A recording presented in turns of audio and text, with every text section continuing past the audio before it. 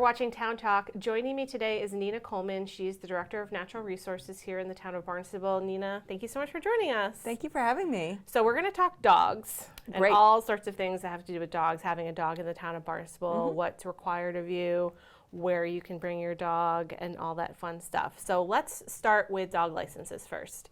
One of the things that we want to make sure everyone is aware of, that there's going to be a shortened dog license this year because we're going to an annual January 1st, December 31st dog license next year. So dog licenses you can get through the town clerk's office.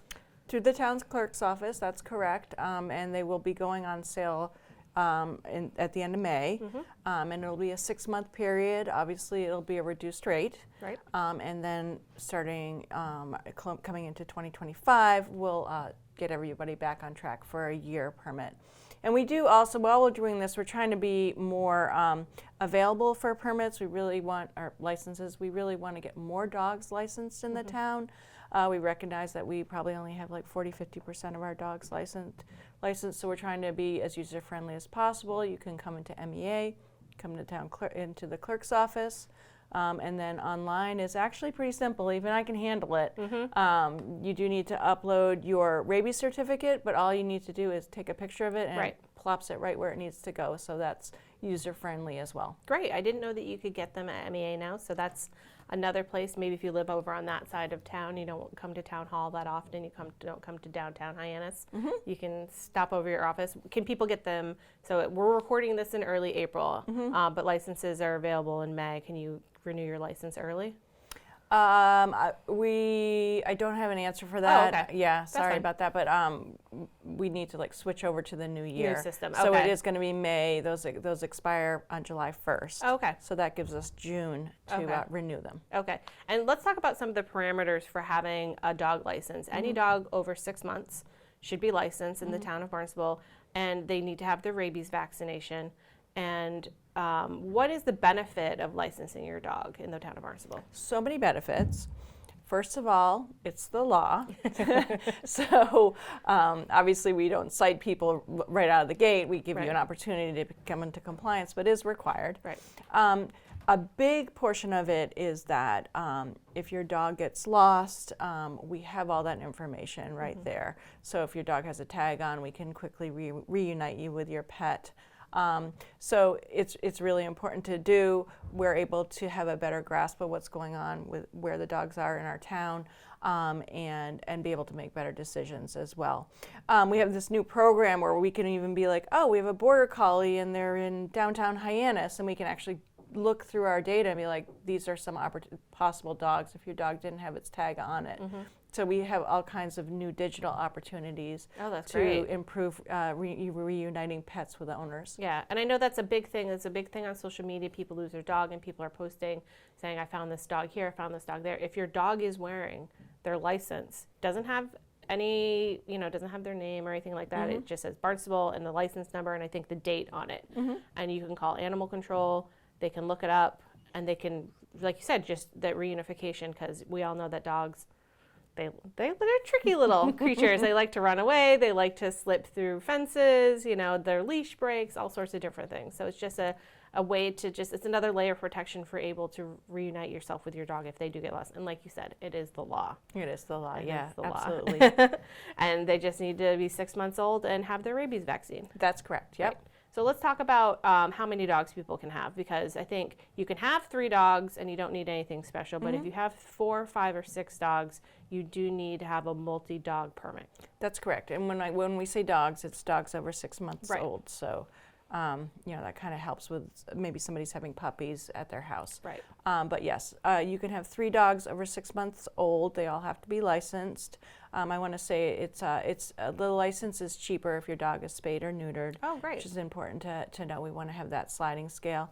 And so then folks who have 4 to 6 dogs, or are doing multiple litters a year, so kind of your backyard breeder, those folks need an extra permit, and it's called a multiple dog permit. It's $25. It's not like a moneymaker. It's just an opportunity for us to make sure those situations are going to be compliant and compatible with the neighborhood. Right. So we may put some extra conditions on that. An example that I use, and I'm not picking on anybody, but if there was a home where there was 6 dogs and they had a yard that was fenced in, perhaps we would say you can't have your dogs in the yard unless there's an adult at home. Right. And that way we're just keeping the peace in the neighborhood. So those multiple dog licenses are going to be tailored to that each individual situation. Okay. No, you're not allowed to have over 6 dogs unless it's an actual kennel, and that's a whole nother thing that requires zoning and permitting as well. Right. That's a whole nother level. We won't get into that No, today. we don't, but just, that's the situation. Okay. So another important thing that people are always interested in is where they can take their dogs. So we have a wonderful dog park here in the town of Barnstable over by Hathaway's Pond. It's open pretty much every day of the year, sunrise to sunset. That's correct, yeah, and that's fairly new. I feel like it was before COVID, but still. I think it opened right before COVID and then. And yeah, Then and we it's went into COVID. wildly popular. Yes. And during COVID, it was so needed. Yes. And a really wonderful gathering place, safe gathering place. We do, I want Barnstable to be a dog-friendly area. A lot of our residents have dogs and enjoy that. And so what we have for open areas for dogs is all our conservation areas. It's kind of hard. Some conservation areas are actually like Barnstable Land Trust, and they're going to have their own regulations. Right. So when I'm speaking for town open space. Right. Those areas are open to dogs, leashed. Yep. Clean up after your pet. Be in control of your pet, but please enjoy these open spaces. West Barnstable Conservation Area is a huge chunk of land. It's a really lovely place to take your dog. In addition, beaches are open in the winter time.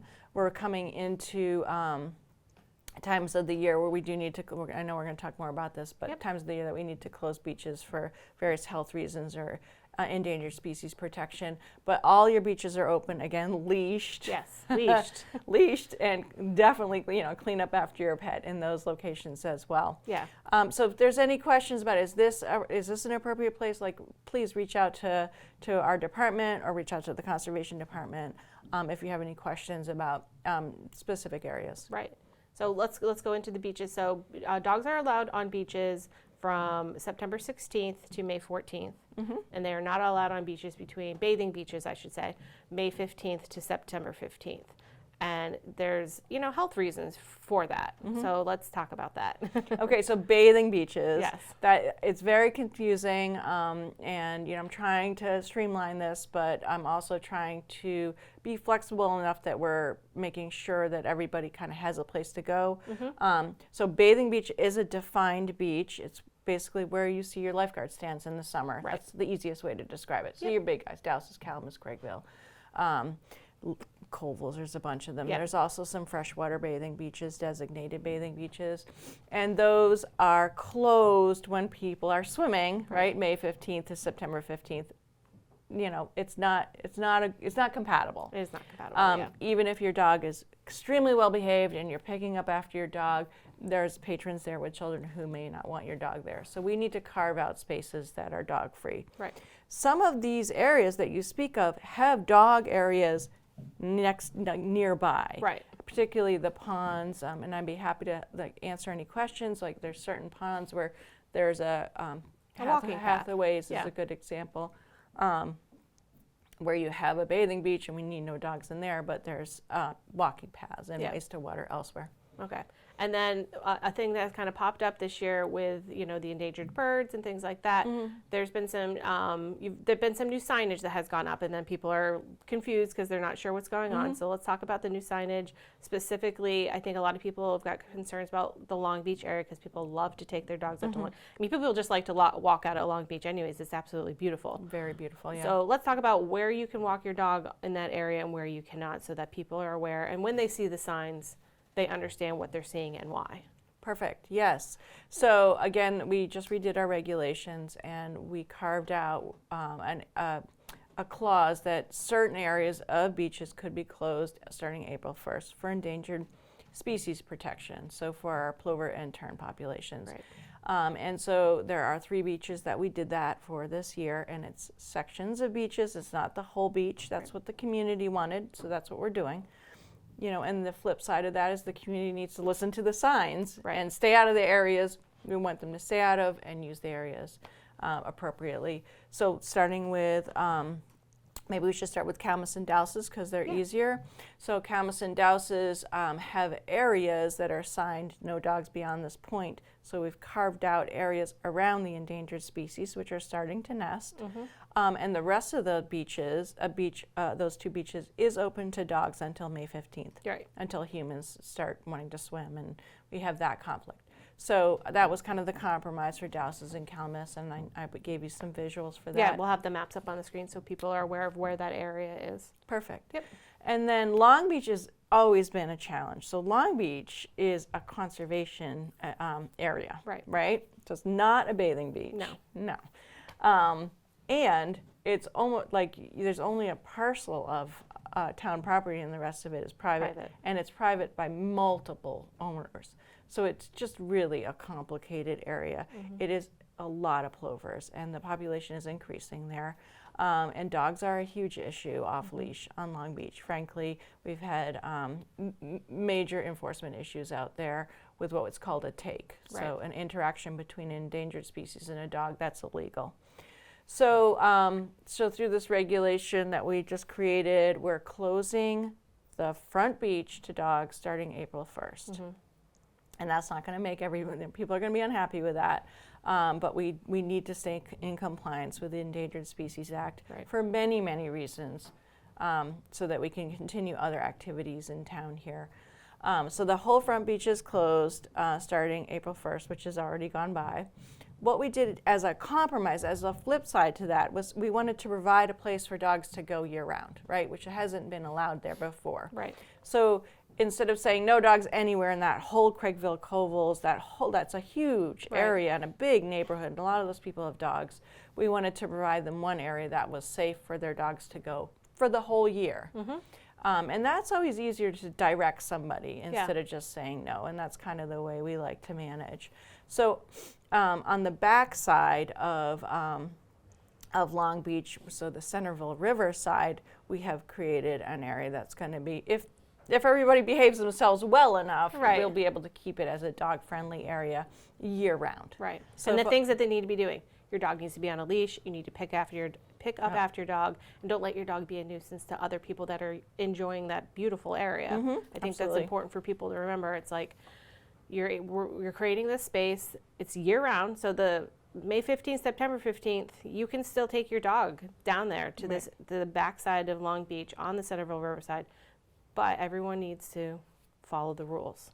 And it's one specific area. You can't be going down all the way along. Because the end is private. A lot of it's private. And that visual that you're putting up shows that. So there's really sort of a designated area for this time period. And then once we get past September 15th, then everybody has the front beach again.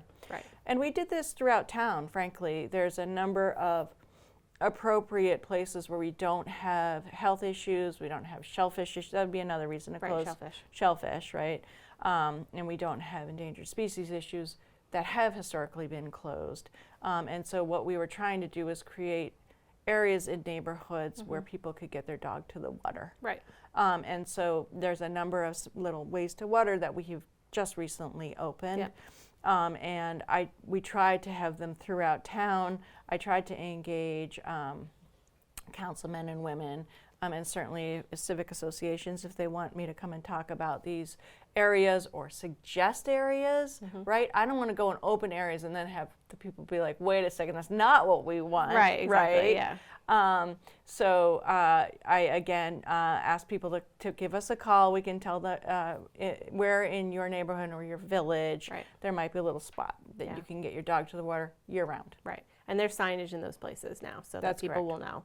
If they just come along and they've never seen the sign there before, pay attention to signs as they pop up and you see them, because it might be something you're like, oh, I didn't know I could do that. So now you can bring your dog down there. And with regard to that, so signs that we will take down signs that say no dogs allowed May 15th to September 15th, and we'll make sure there's signs that say dogs have to be on leash, pick up after your dog. And Right. if you see that, that means you're good to go. You're good to go. Wonderful. Nina, is there anything else about dogs in the town of Barnstable that you'd like to let our viewers know about?